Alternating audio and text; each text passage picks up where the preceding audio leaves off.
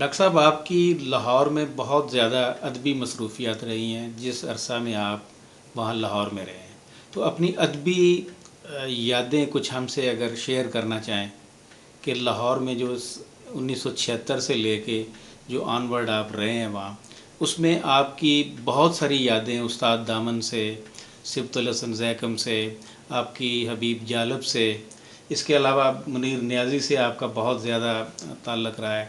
تو آپ ہمیں جو یادیں بعض ایسی ہوتی ہیں کہ جو آپ کو ہر لمحہ یاد آتی ہیں، جب بھی ان شخصیات کا ذکر ہوتا ہے تو فوری طور پہ آپ کے ذہن میں وہ پورے خیالات امڈ آتے ہیں. تو کچھ ہمیں استاد دامن سے بھی آپ کا بہت زیادہ تعلق رہا ہے، تو آپ اپنے اس عرصے میں کہ جب آپ یہاں لاہور سے شفٹ ہو کے اسلام آباد آ گئے اپنی ملازمت کے سلسلے میں، لیکن پھر بھی آپ کے لاہور کا تعلق آپ سے ٹوٹا نہیں ہے، تو کچھ لاہور کی جی یادیں ہم بھٹی سے. صاحب، آپ نے صحیح کہا کہ میں یہاں سے اس وقت پی ایچ ڈی بھی کر رہا تھا. تو ہر سیٹرڈے کو میں تقریباً ہر سیٹرڈے ورنہ نیکسٹ سیٹرڈے کو مجھے لاہور جانا ہوتا تھا. اور جہاں یہ مینار پاکستان ہے، یہاں پیچھے بادامی باغ اور بس یہاں اتارتی تھی، تو یہاں سے میں اترتا تھا اور رکشہ لینے کی بجائے پیدل پہلے لوہاری چلا جاتا تھا کہ استاد دامن کو سلام کریں، اگر بہت لیٹ نہ ہو گئے. 6-7 بجے تقریباً پہنچتا تھا میں. تو وہاں گئے اور وہ جس آپ کو پتہ ہے جس کمرے میں رہتے تھے، وہ لوہاری کا علاقہ جو ہے اس میں یہ بھی شنید ہے کہ شاہ حسین بھی وہاں رہے، اور یہ کہ ملک مظفر ایک بہت بڑا وہ اشتہاری مجرم تھا وہ رہتا ہے. یہ تو استاد دامن خود کہا کرتے تھے نا کہ لو جی اسی ہوں اس کمرے 'چ رہنے ہیں جتنے بڑے بڑے اشتہاری رہ کے گئے ہیں. ہاں، تو وہ اشتہاری چھپ گئے. اچھا، تو استاد دامن سے ایک عقیدت تھی میری. میں تو بہت جونیئر تھا، میں نے لاہور میں ان کے ساتھ مشاعرے بھی پڑھے بعد ازاں بھی، لیکن استاد کا تو ایک اپنا مقام و مرتبہ تھا. وہ اسٹیج پر کہتے تھے نا کہ پورا جتنا بڑا اسٹیج ہوتا پنجاب یونیورسٹی کا، تو گھومتے پھرتے ہوئے مشاعرہ پڑھتے تھے، چلتے پھرتے ہوئے، کھڑے ہو کے نہیں پڑھتے تھے. آواز بھی بڑی گھن گرج، پھر لباس ان کا وہ پہلوانوں والا، پہلوان تھے بھی وہ. تو وہ اپنا بھی کلام سناتے تھے. اپنے استاد موقع کی مناسبت سے استاد رمضان ہمدم کے شاگرد تھے، تو ان کا بھی کچھ مصرع یاد آ گیا اس سے، وہ بھی سناتے تھے، اور اساتذہ کا بھی. تو مجمع تو پر ان کے ارد گرد ہی گھومتا تھا. اچھا، تو میں یہ عرض کر رہا تھا کہ وہاں چلے جاتے، بھنے ہوئے چنے انہیں بڑے پسند تھے، تو ایسے ہی شوقیہ لے جاتے تھے تھوڑے سے کہ بیٹھ گئے. تو کمرہ تو ان کا پورا جو ہے وہ حجرہ، وہ تو کتابوں سے زمین سے آسمان تک، کمرے تک، چھت تک بھرا ہوا تھا. بلکہ ان کی جو وہ کیا چارپائی جو اس زمانے میں ہوتی تھی کسنے والی، مونج کی چارپائی جسے کہتے ہیں، تو اس کے بھی سرہانے، مطلب وہ اتنا سا حصہ اس کا بھی خالی تھا جہاں استاد صاحب سوتے ہوں گے، اس کے بھی چاروں طرف کتابیں ہی کتاب. استاد کو کھانے پکانے کا بھی بڑا شوق تھا، بہت ذائقہ شناس تھے. اور انہوں نے وہ ہمارے چلیں یہاں مجھے یاد نہیں آ رہا، تو استاد کو کھانے پکانے کا بھی بہت شوق تھا. ایک تھڑا سا ادھر تھا جہاں پتیلیاں شتیلیاں رکھی ہوتی تھیں. تو وہ ان سے جو خاص ایک واقعہ میں بیان کرنا چاہتا ہوں وہ یہ تھا کہ جب بیمار ہوئے لاہور میں اچانک اوپر نیچے، حبیب جالب ایک ہاسپٹل میں، استاد دامن کسی اور ہاسپٹل میں، اور فیض احمد فیض کسی اور ہاسپٹل، تینوں، اور پھر باری باری تینوں ہی وہ یکے بعد دیگرے یکے بعد دیگرے چلے گئے. اچھا، تو استاد دامن جب بیمار تھے، میں اکیڈمی آف لیٹرز میں ریسرچ آفیسر تھا. تو اس وقت اکیڈمی جو ہے وہ دیتی تھی، اب بھی دیتی ہے، مالی امداد کہہ لیں یا کچھ کہہ لیں، کہ وہ علاج معالجے کے لیے، اور کوئی نہ کوئی ان کا افسر ضرور جاتا ہے. تو میرے ذمہ یہ لگایا گیا، اس وقت 5,000 کا چیک ہوتا تھا، وہ دیا گیا کہ یہ آپ دے دیں، کیونکہ میں جاتا آتا جو تھا. پہنچا میں تو استاد کو بہت بخار تھا اس وقت، اور ایک کوئی بھانجا بھتیجا ان کا وہ انہیں دبا رہا تھا بیٹھا ہوا. تو رک رک کے بات ہلکی کرتے تھے. تو خیر میں بھی بیٹھ گیا، سلام دعا لی تھوڑی بہت ایسے. اب مجھے وہ حوصلہ نہیں پڑتا تھا، کیونکہ یہ لوگ یہ تو بہت غصے والے لوگ بھی تھے اور بڑے کیلیبر کے لوگ بھی تھے، کہ اب میں اس حالت میں استاد نے نہ کر دی تو کیا ہوگا. وہ اور نہیں، اور دور بھی ضیاء الحق کا، دور ضیاء الحق کا اصل میں وہ آگے آ کے بات کروں گا نا. تو میں نے ایسے ہی کرتے کرتے میں نے کہا جی، انہوں نے پتہ تھا کہ میں اکیڈمی ہوں. میں نے کہا استاد جی، یہ حکومت نے، اکادمی ادبیات نے، نہیں میں حکومت میں کہ جی اکادمی ادبیات والوں تو ایک چھوٹا جہا چیک انہوں نے دیتا. نال یہ کہ خیر خیریت بھی میں جا کے دس دیاں گا، ویسے ہی میں آندا رہنا، لیکن چلو. تو استاد نے دیکھا کہ یہ ضیاء الحق، میں کہ سر نہیں ضیاء الحق کا کوئی تعلق نہیں یہ نال، نہ انہوں پتہ ہی ہونا ہے، انہوں تہاڈا تے پتہ ہونا ہے کہ بیمار ہو، لیکن یہ چیک دا وہ نال تعلق نہیں، روٹین میٹر ہے. تو جتھے بھی کوئی بیمار ہوندا انہوں ادوں اننے کی پیسے ہوندے سی میکسیمم، تو وہ دئی دینے جا کے. تو خیر وہ چپ رہے، کچھ کیا نہیں انہوں نے. تو کافی دیر چپ رہے. اسی ادھر ادھر میرے چونکہ مشن بھی شامل سے کی گل، تو چنانچہ میں نے جب وہ خاموش رہے، ہاں جب وہ خاموش رہے تھوڑی دیر، تو وہ ٹانگیں اور سر دبا رہا تھا لڑکا. تو میں نے پھر انہیں کہا جی چیک جڑا میں تھے کہنے انہوں دے دے. تو میں نے اس کو دے دیا، اس نے رکھ دیا. اب اگلی مرحلہ تھا رسید کا. تو استاد سے تو کوئی نہیں کہہ سکتا، کسی سے بھی نہیں کہہ سکتا، آگے بھی میں آپ کو بتاؤں گا. تو وہ لیکن بہرحال وہاں چاہیے ہوتی ہے کہ میں خود تو نہیں کچھ کر گیا، کوئی اور نہیں کر گیا. تو میں نے پھر انہیں آہستہ سے گپ شپ کرتے ہوئے تو ریکویسٹ کی، میں کہ سر وہ تھوڑا جا رسید جی چاہیے تھی ہوں، کوئی نہیں بس اے منڈے کو میں سائن کرا لینا.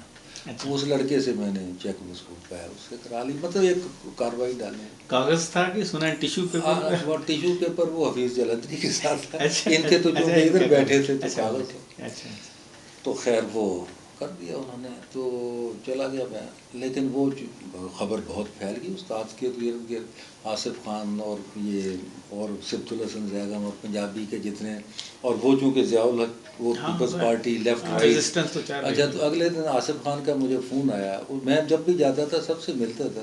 فون آیا کہ استاد دامن نے پھر چیک واپس کر دیتا ہے صبح ہی صبح 10-11 بجے. وہ سب نے وہ اس کا، میں کہ نہیں میں نے تو نہیں کیتا، میں ویسے روٹین میں آیا تھا اور دے آیا تھا، بچہ تھا وہاں. تو لیکن مجھے وہ بھنک پڑ گئی کہ یہ اب واپس کریں گے یا کچھ ہوگا، اور اس کی خبر بھی لگوائیں گے. ظاہر ہے ایک چیز وہ انہوں نے اس کو پلے آف دینا تھا. بہرحال اللہ نے کیا کہ وہ خبر تو نہ لگی، اور نہ ہی انہوں نے اس وقت کوئی مجھے کسی نے کہا کہ چیک. تو بعد ازاں کہیں کسی نے واپس کر دیا ہو، مجھے یاد نہیں ہے پوری طرح، لیکن یقیناً وہ آ گیا ہوگا اکیڈمی میں، کیونکہ استاد تو بے نیاز آدمی تھا. پھر ان سے آخری ملاقات ان کے جنازے پہ ہوئی، استاد کے جنازے پہ. تو چونکہ میں گیا یہاں سے بطور خاص میں گیا تھا ان کے جنازے میں شرکت کے لیے. تو وہاں سے اٹھا، پھر وہاں سے تو وہ کھولی سے اٹھ کر ان کی سسٹر لے گئی تھی نا ان کو، جب زیادہ بیمار ہو گئے تو وہیں ڈیتھ ہوئی. پھر آئے تو دوبارہ چلا.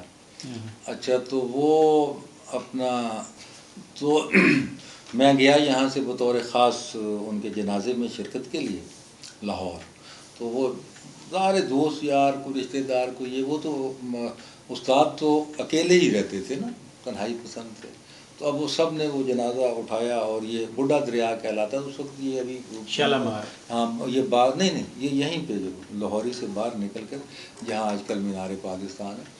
تو یہ جگہ تو بہت کھلی ڈلی تھی نا، اتنا نہیں تھا اس وقت. وہ اڈا بھی تھا وہاں پہ، بادامی باغ بھی تھا سارا کچھ. تو اٹھا کے وہاں ایک گارڈن سا تھا، وہاں لے کے شاید وہاں قریبی قبرستان پڑتا تھا.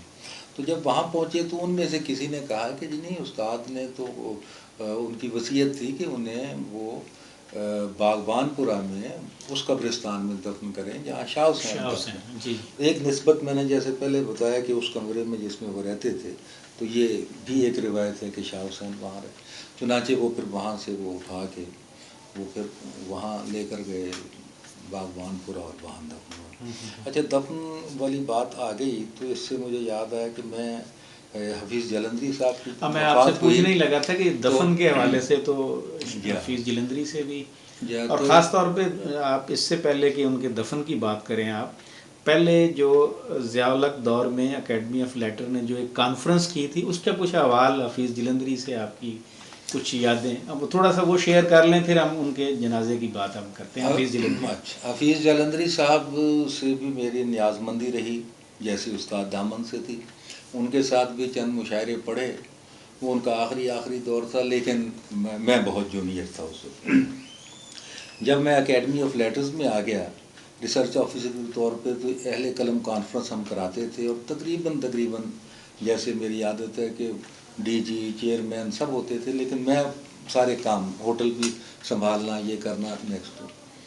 تو وہ حفیظ جلندری صاحب بھی ضیاء الحق سے بہت وہ رکھتے تھے جلندری ہونے کے ناطے بھی, اور کچھ انہیں نصیحتیں بھی کرنا چاہتے تھے, لیکن ہر دفعہ وہ ضیاء الحق صاحب طرح دے جاتے, اتنا وقت نہیں ہوتا تھا کہ اتنی. تو وہ غالباً 6 یا 5 مجھے یاد نہیں, تو میریٹ نیا بنا تھا ہوٹل, تو وہاں ان کو جو زیادہ سینئر لوگ تھے ان کو وہاں ٹھہرایا گیا, جونیئر کچھ اسلام آباد ہوٹل میں, پھر اس طرح سے. تو وہ اس کا انچارج میں تھا اس ہوٹل کا بھی. تو خیر وہاں مسیح الدین صدیقی صاحب ڈی جی تھے, اور انہیں پتہ تھا حفیظ جلندری صاحب کے اس مزاج کا کہ بہت سنکی بھی ہیں وہ والے بھی, اور ضیاء الحق سے جنرل سوار خان سے یہ ملاقاتیں بھی کرتے ہیں, تو یہ کوئی بات نہ کرتے. تو وہ انہوں نے حفیظ جلندری صاحب کو انڈیپینڈنٹ ایک کمرہ بڑا لے کے دیا تھا.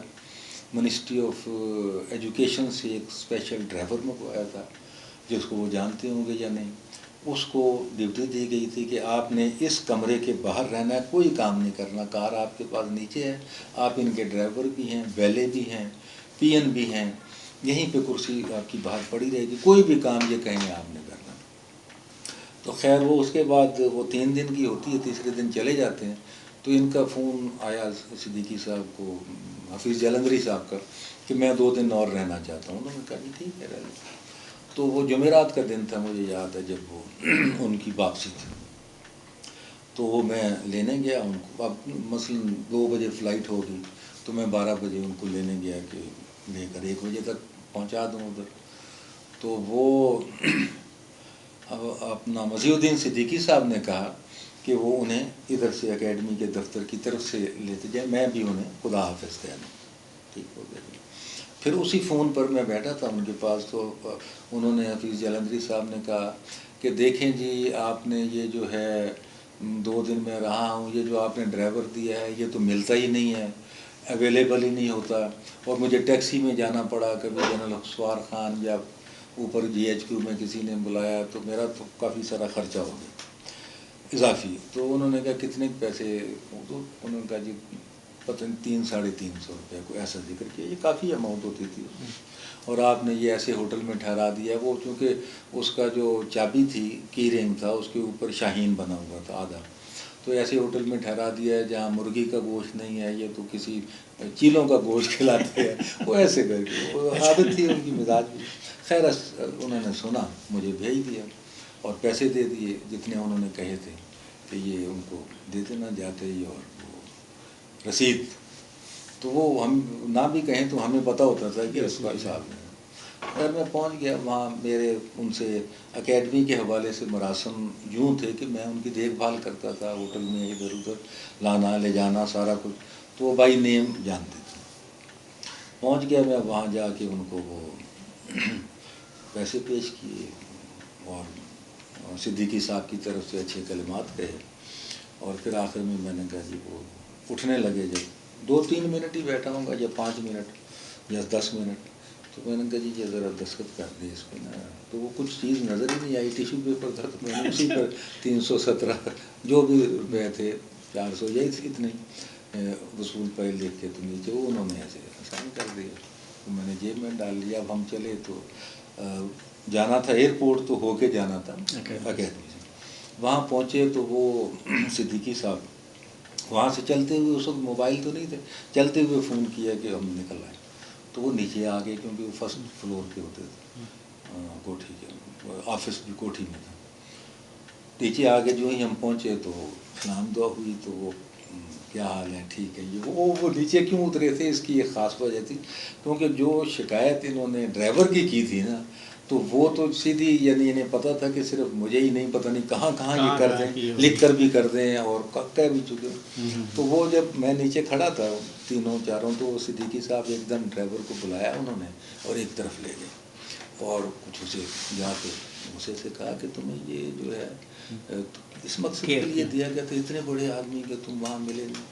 اس نے کہا سر میں وہیں تھا. اس نے جیب میں سے نا ایک کاغذ نکالا, اور کاغذ حفیظ جالندھری صاحب کا سرٹیفکیٹ تھا، اچھا جس میں یہ لکھا ہوا تھا ان کے اپنے ہاتھ سے کہ یہ بہت ہی اچھا ڈرائیور ہے، بہت ہی اس نے میری خدمت کی ہے، اور کافی یعنی 15-16 سطریں تھیں، اچھا 15-16 نہیں تو 10 سطریں ضرور تھیں کہ یہ بہت اچھا لڑکا ہے، اور میری یہ ریکمینڈیشن ہے کہ اس کو انکریمنٹ دی جائے زیادہ، اس کو آنریریا دیا جائے اور اس کو ترقی دی جائے۔ اچھا تو وہ جب وہ وہاں کچھ کر رہے تھے تو میں دیکھ رہا تھا نا، تو بڑے غصے سے صدیقی صاحب ادھر جب وہ آ رہے تھے تو ان کے کہہ کے نہیں رک رہے تھے اور ہنستے ہوئے آ رہے تھے۔ میں نے کہا کمال ہے، یہ اتنا غصے میں اس کو لے کر گئے اور ہنستے ہوئے آ رہے ہیں۔ تو بعد میں پتہ چلا کہ جب اس نے سرٹیفکیٹ دکھا دیا کہ سر مجھے تو انہوں نے یہ لکھ کے دیا۔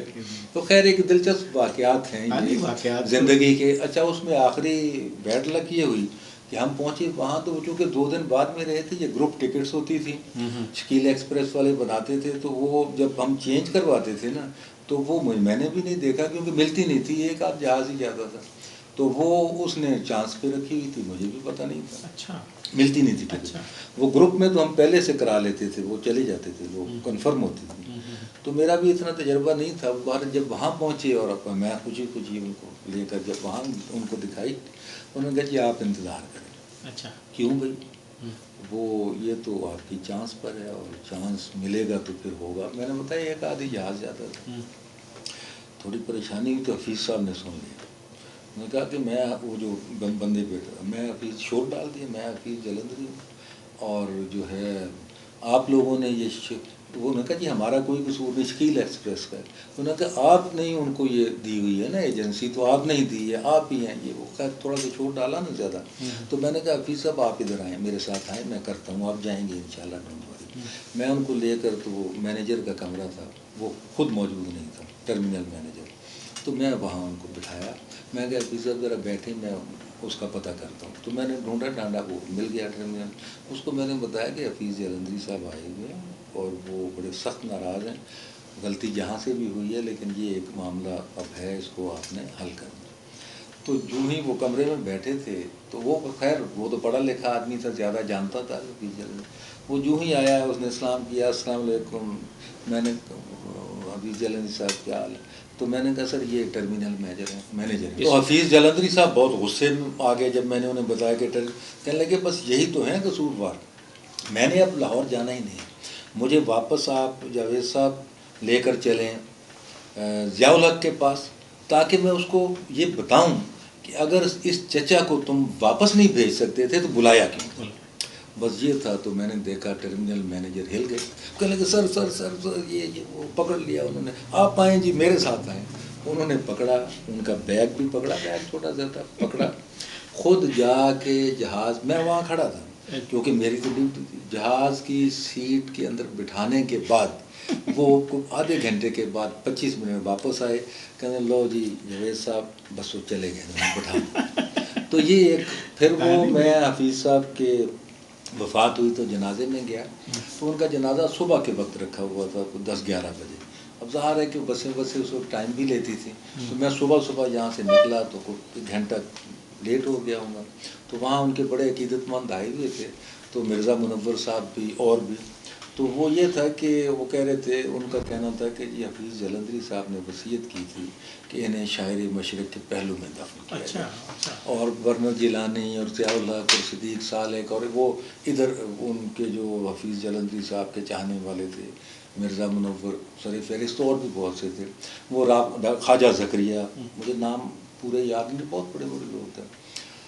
تو ضمیر جعفری صاحب بھی گئے ہوئے تھے، وہ بھی ان کے بہت موت تھے، تو وہ کہ جی رابطے کر رہے تھے کہ جی یہ وہاں، تو کوئی وہ آگے سے جواب نہیں مل رہا تھا، یا کسی نے پہلے بھی نہیں کہا، تو وہ اجازت نہیں ملی ان کو نا وہاں دفن کرنے کی، کسی وہ ظاہر پروسیجر ہوگا، تو پھر وہ وہاں ماڈل ٹاؤن میں انہیں امانتاً دفن کیا گیا۔ اچھا ہاں امانتاً، ابھی تک امانتاً نہیں پھر بعد میں تو وہ وہاں تو نہیں ہوا، شاعر مشرق کے نہیں احاطے میں نہیں ہوا وہ وہاں کے لیے، تو پھر مینار پاکستان کے پاس بہت بعد میں کسی وقت، بہت بھی نہیں لیکن وہ معقول وقت کے بعد پھر وہاں پہ ان کو وہ اچھا، یہ تو آپ نے دو واقعات استاد دامن کا اور حفیظ جلندری کا آپ نے بیان کیا. ظاہر ہے کہ یہ ہم جیسے لوگوں کے لیے یا نئے پڑھنے لکھنے والوں کے لیے تو یہ بالکل ہی آپ سمجھیں کہ ایسی معلومات ہے جو کتابی صورت میں نہیں ملتی. آپ کا حبیب جالب سے بھی واسطہ رہا ہے، اور ان کے حوالے سے آپ کی کیا یادیں بنتی ہیں؟ حبیب جالب صاحب سے میری ملاقات تو خیر لاہور میں بہت بعد میں شروع ہوئی. سنت پورہ میں رہتا تھا، تھوڑا سا آگے وہ رہتے تھے. ایک اوپر منزل تھا کرائے پہ لی ہوئی تھی، میں بھی کرائے پہ تھا. اس وقت میری شادی بھی نہیں ہوئی تھی اور وقت بہت تھا، تو ملاقاتیں رہتی تھیں. بس ایسے ہی کہ کبھی سال 6 مہینے میں نظر آتے تھے، پھر کبھی وہ تو سکھر جیل میں ہوتے تھے یا لاڑکانے چلو ورنہ تھانے چلو. تو بس کہیں باہر آئے تو ادھر وہ سیری پائے والا تھا، وہاں صبح ناشتے کے لیے لے کر جاتے تھے پیالہ، تو نظر آ گئے. پھر وہ تو وہ جب بھٹو کا عہد ختم ہوا، ضیاء اللہ کا آئے تو انہیں رہا کر دیا گیا. واپس آئے تو ٹی اس میں وہ بیٹھتے تھے تو شعر پڑھتے تھے. بڑا کم ظرف تھا جو محفلوں کو کر گیا سونا، نہ پوچھو حال یاراں شام کو جب سائے ڈھلتے ہیں. تو اشارہ ان کا شراب کی طرف تھا. تو پھر پڑھ کے سناتے تھے، کہتے یہ پیپلز پارٹی والے سمجھتے ہیں کہ ضیاء الحق کو کہہ رہا ہوں، کیونکہ ضیاء الحق مولوی تھا نا. کہ میں بھٹو کو رہا ہوں بند تو اس نے کی ہے. بڑا کم ظرف تھا جو محفلوں کو کر گیا سنا، اور بہت سے اشعار کا پس منظر تھا، لمبی بات ہو جائے گی. لیکن وہاں بیٹھتے تھے. پھر انہوں نے وہیں چند دنوں میں ہی انہوں نے کہا، کسی کی بھی نہ بیعت کروں گا، میں خود اپنی قیادت میں چلوں گا. تو عوامی پرولتاری پارٹی بنا لی انہوں نے. میں کالم لکھتا تھا نوائے وقت میں عطا اللہ قاسمی صاحب کے ساتھ. ظاہر ہے کہ میرا ایک بہت جونیئر دوست ہونے کی حیثیت سے اٹھنا بیٹھنا، تو وہ بھی جالب صاحب کے بڑے موتقد تھے. اور وہ شام کو وہ بھی آ جاتے تھے، وہاں گپیں ہوتی تھیں. اور پھر کوئی نہ کوئی وہ میرے پاس موٹر سائیکل ہوتی تھی. پھر شام جب سائے ڈھل جاتے تھے تو وہ کہتے جاوید مجھے فلاں جگہ چھوڑا ہو. فلاں ان کے جو موتقد تھے، اور وہ خاص طور پہ یہ جو ضلع کچہری ہے ان میں کچھ سینئر وکلاء تھے، نام میں نہیں لینا چاہتا، تو وہ بس ان سے وہ شام کو ادھر چلے جاتے تھے. چھوڑ آتا تھا میں جب میں ہوتا تھا یا جب وہ ادھر سے جاتے تھے. تو انہوں نے عوامی پرولتاری پارٹی بنا لی. پارٹی بنائی تو ہم بھی ایسے ہی، خالد احمد نجیب احمد، قائم نقوی، ضیاء بھٹیا، جتنے وہاں بیٹھتے تھے سب.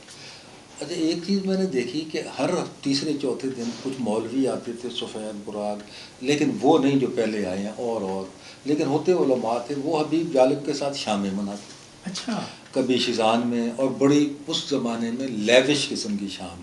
یہ لیوش سے مراد یہ کہ پیسٹیاں شیسٹیاں یہ وہ.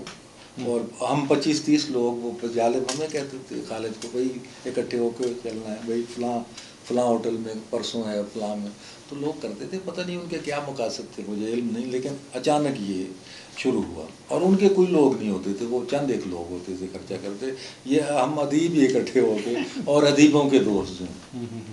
خیر پھر وہ عوامی پرولتاری پارٹی بنائی. تو ہمارے دوست تھے خواجہ پرویز کے بھائی احمد سعید، بڑے کیا کہنا چاہیے بہت ہی لاؤبالی، اور وہ لفظ کو میں ڈھونڈ نہیں سکتا، ہر وقت شرارتوں میں لگے رہنا. اور ایسے یہ وہاں ایک گروپ تھا فلم انڈسٹری سے متعلق بھی، جس میں یہ نیلو کا بیٹا بھی تھا، یہ تھا، اور بھی خواجہ پرویز. تو خواجہ پرویز کی حویلی میں تو گوال منڈی ہم جاتے رہتے تھے. اب وہ صدر بنے. بہت بڑی حویلی تھی، بہت بڑا ڈرائنگ گھر تھا اس کا. تو یہ بن گیا، اس کو بنا دیا اس نے صدر. اچھا. تو صدر صاحب نے اب وہ نا کیا کہتے ہیں، اس کی افتتاحی اجلاس رکھا اپنے گھر پہ حویلی پہ. لو جناب وہ جتنے ادیب اور کچھ اور اس کے ملنے والے وسٹائل بھی، اور کچھ جالب صاحب کے ملنے والے بھی، اور سینئر احمد ندیم قاسمی، عطا اللہ قاسمی، سینئر لوگ، یعنی سارے، کیونکہ پارٹی تو جالب صاحب کی تھی. اور کھانے کا انتظام، کھانا کیا مطلب 5-6 بجے تھا، لیکن وہ 7 بج جانے تھے. اشیاء خورد و نوش کی کوئی اتنی وافر، مرغ روسٹ اور لیگز روسٹ اور مٹن روسٹ، اور پھر پیسٹیاں اور پتنگ کو، اور ہر کمرے میں بنی ہوئی ہیں اور لوگ بیٹھے ہیں. تو وہ شروع کی اپنا آغاز کیا. تو احمد سعید اب وہ سیکٹری جنرل تھا اس کا، یہ صدر تو خود ہی تھے نا، سیکٹری جنرل تھا. تو اس نے کہا کہ یہ ہم جالب صاحب کے بہت ممنون ہیں، انہوں نے ہمیں سیکٹری جنرل بنایا. خود اور یہ عوامی پرولتاری پارٹی یہ عوام کے لیے کام کرے گی، یہ ہوگا وہ ہوگا. اور یہ جو اشیاء خرد و نوش آپ دیکھ رہے ہیں یہ ساری میں نے مقامی سرمایہ داروں کے تعاون سے اکٹھی کی. پرولتاری پارٹی عوامی پرولتاری پارٹی تقریر یہ وہ تھا، میں نے بتایا نا کہ عجیب وہ دلچسپ آدمی تھا، بے شمار اس کے الگ واقعات ہیں. تو بہرحال جالب صاحب پی گئے اس بات کو کر گئے، لیکن کہا کہ چھوڑ. تو وہ پارٹی بھی گئی، وہ سیکٹری شپ بھی گئی، اور وہ سارا کچھ چلتا رہا.